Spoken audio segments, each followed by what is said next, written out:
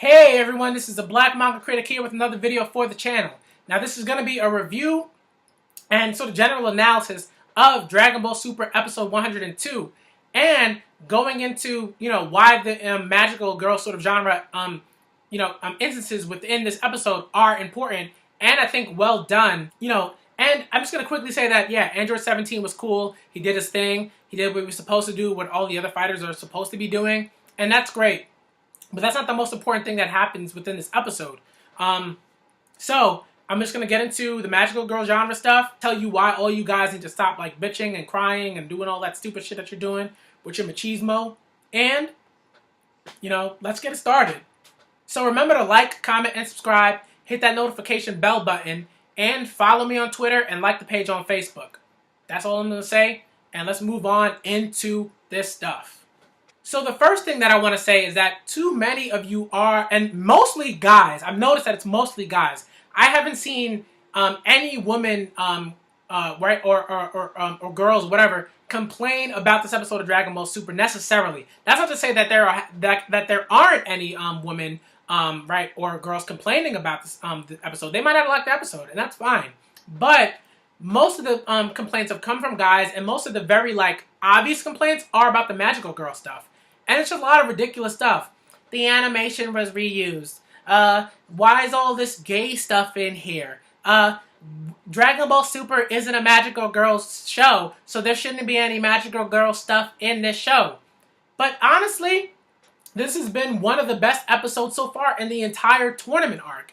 And you know why? Because clearly the magical girl stuff that happened within this episode was a nod to the magical girl genre and why it's so important and what the magical girl genre does right, as opposed to the battle shonen mangas that often, too often, don't do the things that Shoujo Magical Girl series do, which is 1, character development, 2, relationships, and 3, badass transformations that mean something.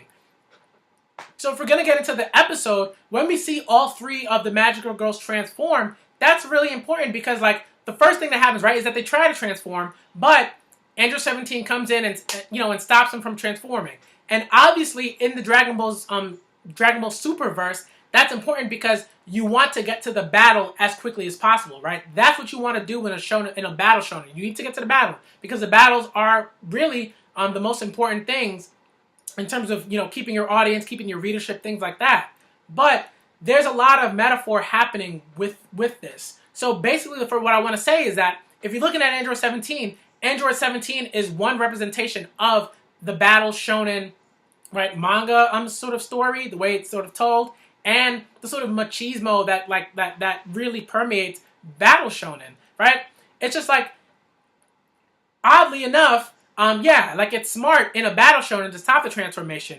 But in a Shoujo Magical Girl series, the transformation is a metaphor that needs to happen every episode. Because when the magical girls are transforming, that means that the sort of build-up of their character development throughout the episode, right, or lack of character development is very much zeroed in on. So maybe a magical girl transforms in the magical girl genre, and she hasn't developed as a character necessarily during that episode, and she might have to go through another transformation and later on in the episode to show that, hey, I've developed as a character, I've grown, and this transformation is a symbol of either the fact that I have grown or I haven't. So that's how that works in Magical Girl, in a Magical Girl series. You always see that. There's always a reason for the transformation. But in Battle Shonen, sometimes they just transform and just transform. There's no metaphor there. There's no reason. There's none of that. So if you guys are complaining about Android 17 stopping the transformation, you shouldn't, because the whole point of that is to show that, hey, a magical girl transformation matters, and when you stop that transformation, it means that hey, you're right. It means that hey, you're stopping the clear sort of showcasing of a particular character's growth or something like that, or the magical girl's growth. So that's why, it's not necessarily we don't care about that Goku wants to see her or whatever, but Topo is very clear about the fact that magical girl transformations are a representation of something, are a representation of ideology, of dogma, of the ways that a person has developed, through either rigorous training or relationships or whatever. So that's why, like, you see Toppo, who also sort of really believes in that sort of stuff, right? At least in terms of the fact that, like, poses and movement and things like that all have meaning, right? In his case, it's justice. But in the Magical Girl's case, it's development, it's love, it's all those things, it's relationships, it's the things that sort of matter to people. So that's why, like, you know, when 17 stops it, it's really a futile act, because as a Battle Shonen character who doesn't really get much growth, there's no way that he could stop the transformation. So that's why I think it's really important that this episode showcased that. So when the Magical Girls do transform again, we eventually do get the battle. We eventually do see that they've gone through some sort of training and that they're actually particularly strong, you know, and things of that nature. So I think, like, the Magical Girl stuff is really well done, and there are some really good and somewhat subtle metaphors at work there in the fact that the Magical Girls are fighting these Battle Shonen, like, you know, tropey characters. So if you're telling me that this episode was trash, like, because you didn't find it interesting, okay. Then, like, maybe it's trash to you, but it's not generally trash. I think this episode is one of the more well done episodes because of what it's doing.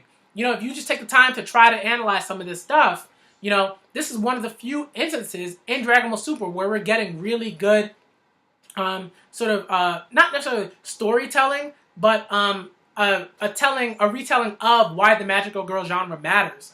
So, I mean, stuff like that is really good, and I think this episode did a good job of that.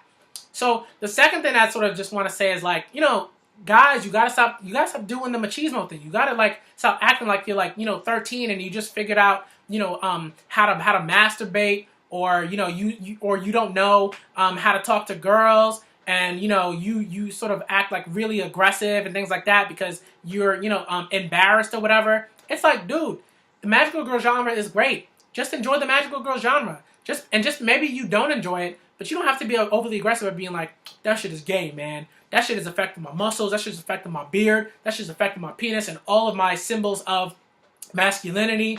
And it's just wearing me down, man. I don't know what to do. Like, just stop it. You sound ridiculous. All y'all on Twitter that are doing that shit sound ridiculous. All y'all on YouTube that are doing that shit also sound ridiculous. You know, just, like, go read a Magical Girl series. Go watch a Magical Girl series if you haven't. And if you have and you're still bitching about it, then I don't know what to do for you. Maybe all hope is lost. I don't know. But, you know, if all hope is lost, go sit in the corner, because we don't need y'all here. All of us that are enjoying the Magical Girl series and are enjoying what it does with character development and relationships and things like that, and enjoy Sakura and Tomoyo and, you know, Madoka and Homoda and all those other, like, really tight, you know, relationships, that, like, we're going to enjoy them right here. But if you want to go chill in that corner, by all means, go chill in that corner. So that's basically all I'm going to say about, like, Dragon Ball Super Episode 102. I actually thought out of all the episodes, this is probably the best episode of the tournament arc. Every other episode has been a whole lot of nonsense. Like, the Kalen Khalifa stuff would have been interesting, but that stupid, you know, ambiguous sexuality and stuff like that, like in terms of whether or not they care about one another in a romantic way, or maybe they don't. Like, I'm not about that bullshit. And this episode was really good. There was actually some subtle stuff at work here. And I didn't expect to see anything like that from Dragon Ball Super. I'm always coming into Dragon Ball Super with my expectations lowered. But I was pleasantly surprised. So, I think this episode was actually very good. And, you know, even to all y'all that didn't like the Magical Girl stuff, at least 17, you know, Android 17 did his thing. So at least there's that little tidbit for you.